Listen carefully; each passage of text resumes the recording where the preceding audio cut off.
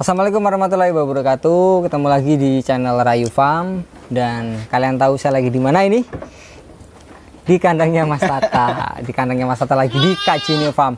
Ya. Mas, Kajini Farm lokasinya di mana, Mas? Untuk pertama kali kan harus tahu lokasinya dulu. Oke. Lokasi kita berarti di mana ya, Mas ya? Nah, di atas bumi bawah langit, bukan itu, Mas? Alamat kita lengkapnya itu ada di Desa Pucang, Kecamatan Bawang, Kabupaten Banjarnegara, RT 1 RW 4. Oke. Nah, kalau bingung nanti bisa searching aja di Google Map itu dengan keyword Kajini Farm Banjarnegara. Biasanya itu nomor 1, paling atas sendiri. Oh, tuh nomor 1 paling atas top global. Top global apa ini? Oke, Mas Ta, kita kali ini mau bahas apa sih, Mas Ta? Mau ngobrolin apa sih, Mas Ta? Aduh. Kira-kira apa ya, Mas yang bisa kita bahas topik kali ini itu apa ya, Mas ya? Cuma disclaimer dulu ya, di sesi kali ini mungkin kita agak keluar dari out of topic lah ya. OOT. OOT. Itu bahasa gaulnya. Oh iya, itu singkatan aja. OOTD. Itu bukan, tidak. Outfit today. Oke, berarti beda. Intinya itulah. Iya, oke. Mas Tata. Sekarang untuk pertama kali kan aku pengen tahu dulu Mas Tata di sini dombanya ada berapa. Setelah kemarin kan aku sempat ke sini kan udah lama ya itu kan ya. Udah lama, lumayan. Nah, sekarang ada dari berapa ke berapa sekarang dombanya, Mas Tata? Kalau sekarang populasi itu kita ada sekitar 270 ekor. Nah, ini agak bertambah karena kita juga nyetok untuk Idul Adha tahun ini. Jadi kemarin mungkin sekitar 220, sekarang 270 ekoran. Berarti memang sengaja ditambah? Iya. Udah lama nambahnya apa gimana? Ya sudah cukup lumayan, sekitar 1 bulan yang lalu. 1 bulan yang lalu Ya, udah mulai ditambahin? Ditambahkan lagi. Tapi yang keluar juga pasti ada kan? Ada keluar masuknya juga kan? Ya itu ada juga yang masuk, dan juga yang keluar. Khusus ini kan kalau karena sekarang itu bertepatan dengan Idul Adha, jadi kita tambah pejantan buat kurban besok. Oh gitu. Mas Tata, aku mau tahu Mas Tata. Kalau soal penjualan nih Mas Tata ya. Sebenarnya prediksi Mas Tata untuk penjualan domba itu dari tahun ke tahun tuh kayak gimana sih dari Mas Tata sendiri? Kalau untuk prediksi ya pertanyaannya. Prediksi. Berarti dari tahun sebelumnya sampai sekarang nih ya. Oh, prediksi itu yang akan datang berarti kan ya? Iya dong. Oh, prediksi itu akan datang. Berarti kalau kita bicara prediksi yang akan datang, tetap bagaimanapun yang namanya peternak itu semakin hari semakin banyak. Tapi itu harus relate sama yang misalnya sekarang tahun 2024. Berarti dari tahun sebelumnya sampai tahun 2024 ini kayak gimana? Sehingga Mas Tata punya pemikiran bahwasannya prediksinya itu bakal kayak gitu.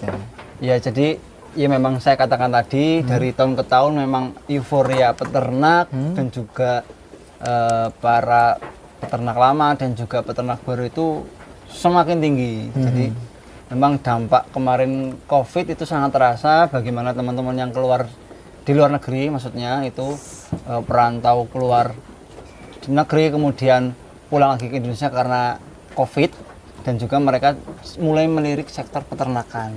Gitu. Jadi animo teman-teman yang dari luar negeri itu semakin tinggi, dan juga peternak-peternak lain yang baru, dan kebutuhan domba juga setiap hari untuk akikah, ya kan, kemudian untuk hajatan, dan juga tentunya andalan kita untuk kurban itu selalu setiap tahun pasti event itu terselenggarakan. Gitu. Jadi kalau kita bicara prediksi, peluang ke depan masih akan tetap baik ya bahasanya itu masih eksis lah untuk peternak domba.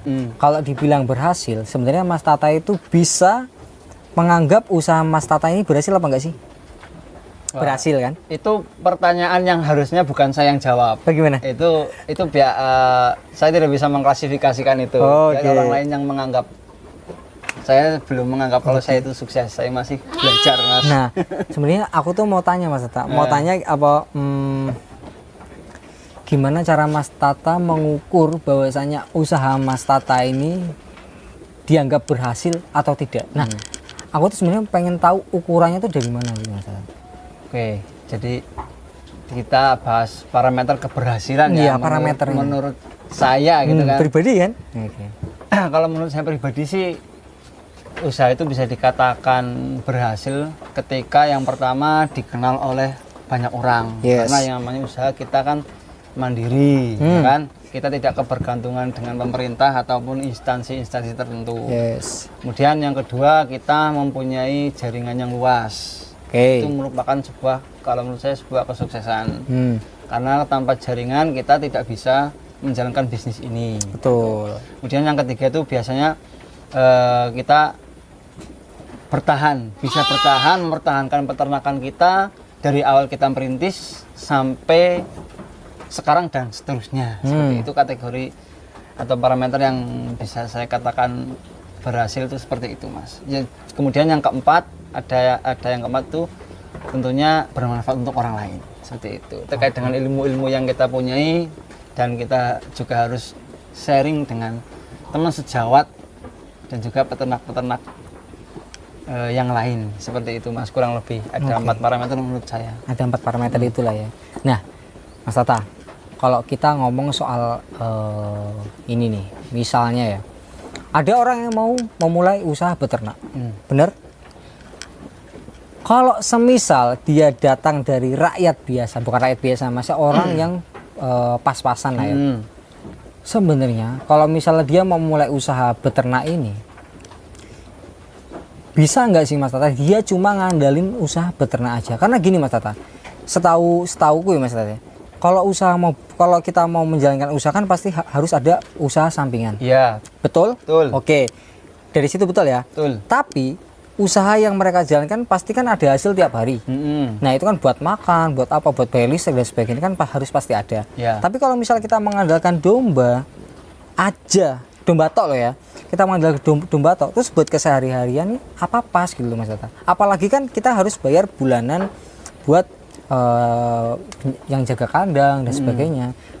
Nah pertanyaanku Mas Tata, apakah bisa kalau misalnya kita hanya mengandalkan sektor domba aja ini untuk bertahan hidup? Kalau misalnya ini ada yang mau mulai beternak tapi dia yang dananya pas-pasan lah ya. Menurut Mas Tata gimana? Apa kita harus ada usaha sampingan selain domba atau gimana? Oke, pertanyaannya Coba ini harus kita cukup menarik ini pertanyaannya. harus menarik dan dengan juga saya kepengen dorong ini. dorong ke kolam, bukan? Jadi pertanyaannya itu tadi kan kita seseorang yang baru mau mulai beternak tapi dengan kita bahasakan modal yang terbatas, kan, dan juga kalau kita bahasakan orang biasa kan gitu. Ya. Nah itu tentunya bisa saya katakan itu tidak bisa Mas, karena yang namanya usaha domba, yang pertama kalau memang dana yang terbatas kan kita tidak mungkin untuk bayar orang, terus juga kita harus minta tolong buat makanin, terus cari rumput, itu tetap nggak bisa. Karena kita harus total mengandalkan diri kita sendiri untuk beternak. Karena yang pertama modalnya itu minim, itu jelas, atau pas-pasan lah ya bisa katakan. Terus yang kedua, karena memang domba itu mainnya adalah kuantitas atau jumlah yang harusnya banyak. Kalau memang kalau untuk harian ya Mas ya, kalau untuk hasil harian. Kemudian yang ketiga, kita juga harus mempersiapkan yang namanya pakan. Pakan itu hal yang sangat mendasar bagi semua peternak, saya pikir kalau untuk pakan itu sangat fundamental. Nah, itu adalah kesimpulan kenapa kalau memang modalnya pas-pasan dan ingin usaha ternak, itu saya kategorikan tidak bisa. Karena selain beternak kita juga harus mempunyai sampingan, kayak seperti tadi pertanyaan Mas Dani, apakah kita harus punya pekerjaan sampingan atau kita cukup mengandalkan domba aja? Ya, karena domba kan nggak setiap hari keluar ya kan. Kalau misalnya nggak setiap hari keluar, besok makan apa? Masa dombanya disembelih dimakan sendiri kan nggak mungkin, ya kan? Itu paling nggak, misal kita ada pekerjaan utama, untuk sementara kita jadikan beternak itu sebagai side hustle atau pekerjaan sampingan. Itu bisa sembari kita bahasanya mencari modal untuk tambah indukan gitu loh Mas. Iya, betul. Terus menambah bank pakan, misal kita bisa mencicil membeli itu gitu loh Mas, menambah supply, bahasanya seperti itu. Kecuali kalau misalnya domba ini memang udah besar banget, bukan fokusnya jual beli, mungkin bisa. Tapi Ya. kalau buat yang ini kan breeding ya, Ya. kalau buat breeding agak sulit. Oke, memang. Memang kan betul. hari-hari besar toh keluarnya, terus kayak nggak selalu keluar lah gitu kan. Oke, berarti kita breakdown lagi. Tadi kita yang pertama itu bahas tentang modal ya kan, modal. Bagaimana modal itu pas-pasan bisa apa enggak jadiin core bisnis gitu. Yang pertama jawabannya nggak bisa, tadi sudah kita bahas. Yang kedua ini kita breakdown lagi bagaimana perbedaan peternak dan juga penjual, pedagang atau belantik gitu ya. Nah, ya. Nah, itu jadi alternatif ya Mas. Kalau misalkan kita jadi peternak murni, kita itu memang tentunya tidak bisa mengandalkan dari peternak itu saja. Kita harus punya pekerjaan lain. Tapi ketika kita posisinya sebagai penjual, kita malah bisa memutarkan modal tersebut gitu Mas. Jadi kita bisa hidup dari situ dengan cara menjual ternak atau jadi belantik gitu loh Mas bahasanya. Jadi kalau jadi peternak kita juga harus bisa menentukan dulu kita mau kemana arahnya, betul, ya kan. Kalau mau breeding kita harus punya kesampingan. Kalau mau jual beli kita bisa makan dari situ tiap hari. Jadi penghasilan utama itu juga bisa jadi penjual gitu Mas.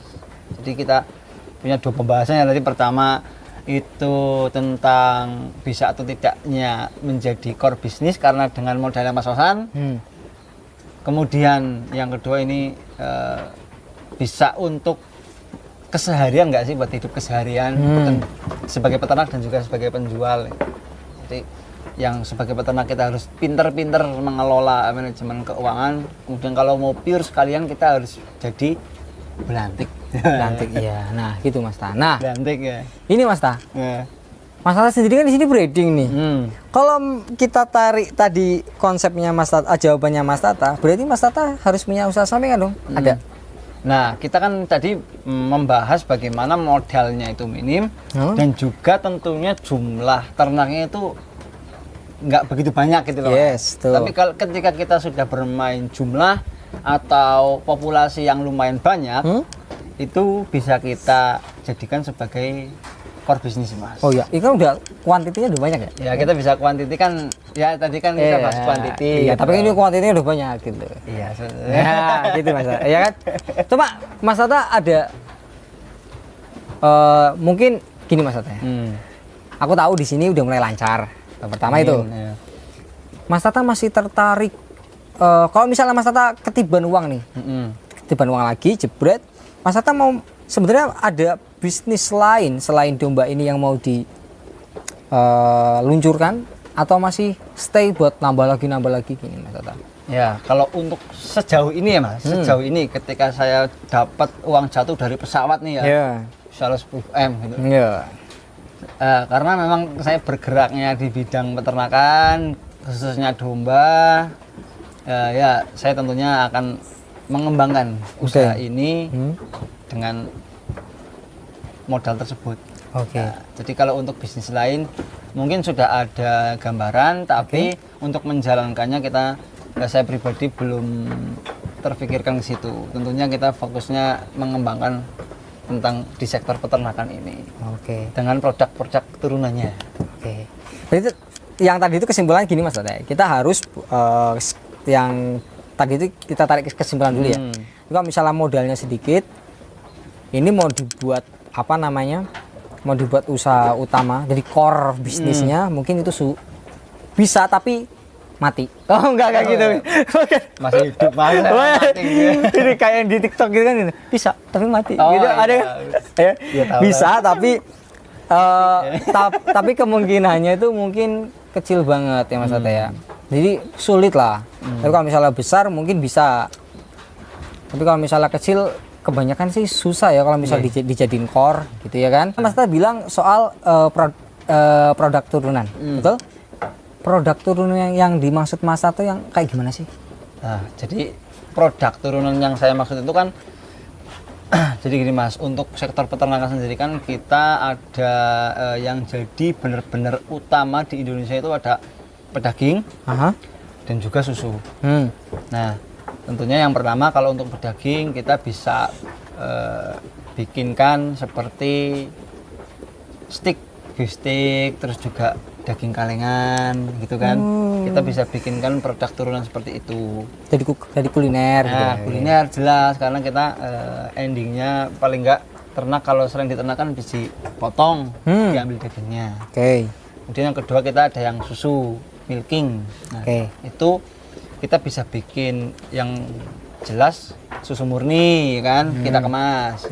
Kemudian yang kedua ada yogurt ya kan, Yogurt dari bisa. Susu kambing ya kan. Kemudian ada bikin keju juga bisa mas. Oh, oke. Keju kan bisa bahan dasarnya kan dari susu juga kan. Oke. Gitu.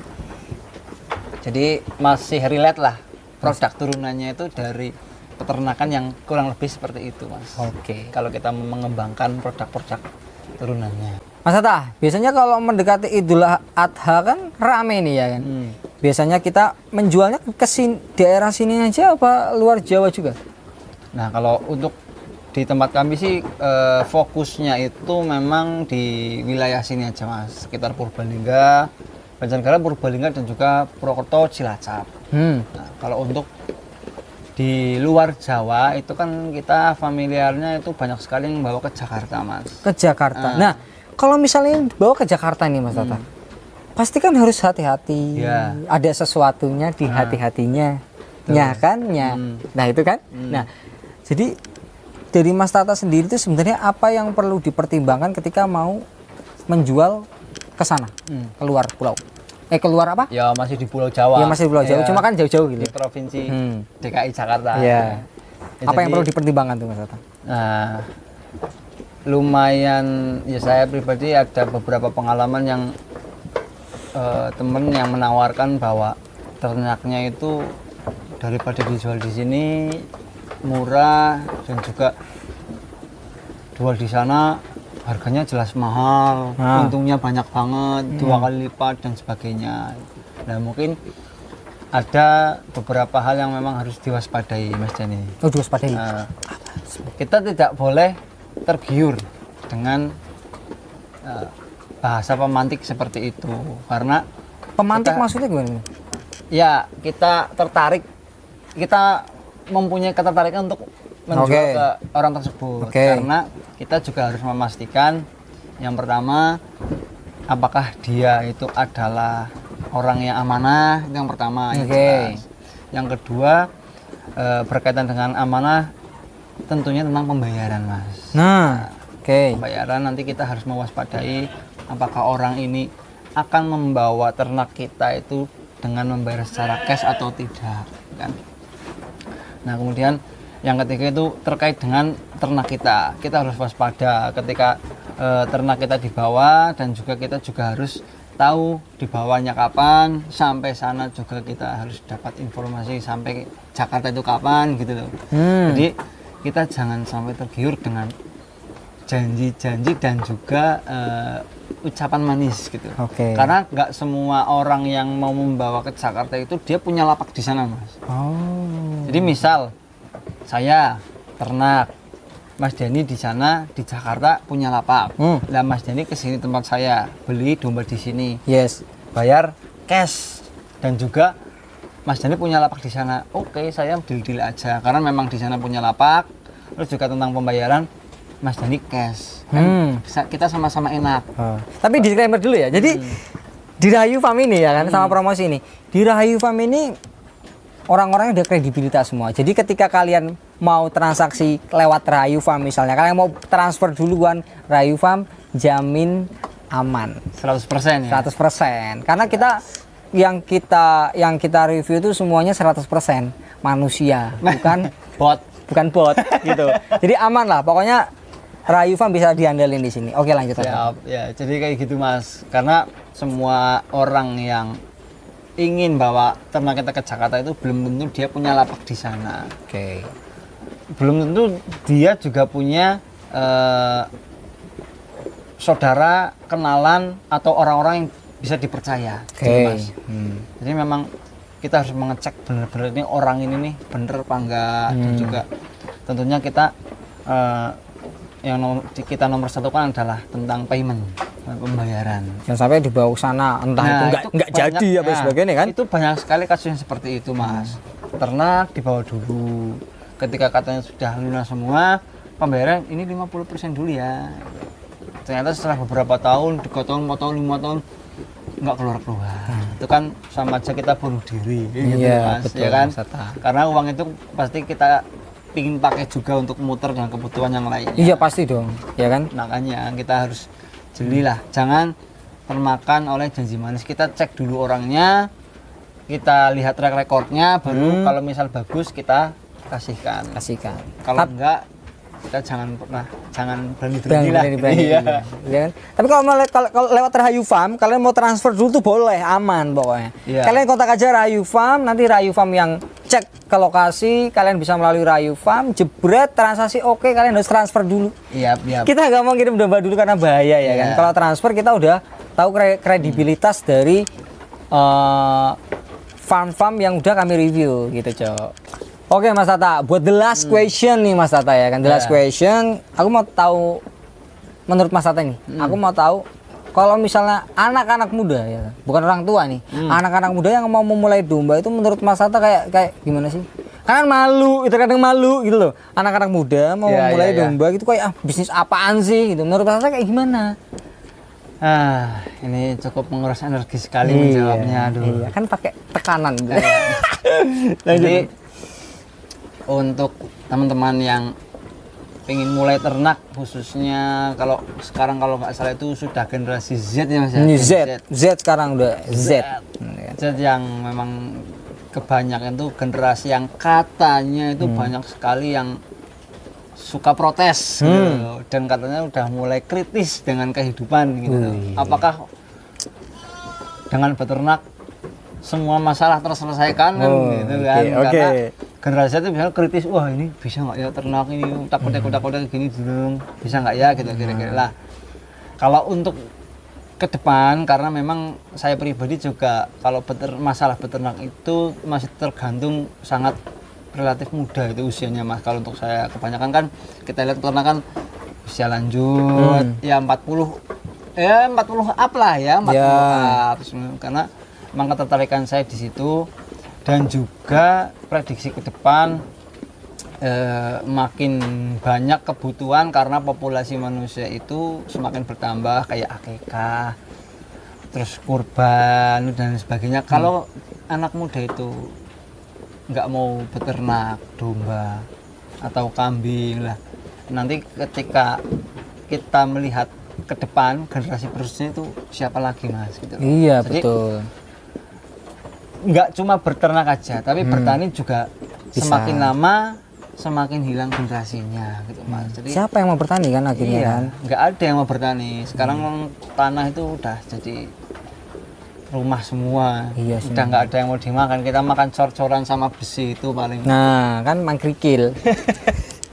Jadi ya, kalau untuk generasi muda, saya harap nanti ada yang ambil peran di situ. Kita bermain atau kembangkan lagi di dunia peternakan yang tentunya ya mungkin kalau untuk dibandingkan dengan teman-teman yang bekerja di SCBD itu sudah bagaikan langit dan bumi, tapi nggak masalah karena saya pribadi kalau peternak itu rasanya merasakan uangnya itu adem. Apalagi gitu, yang habis 7 ekor keluar, adem itu ya. Adem.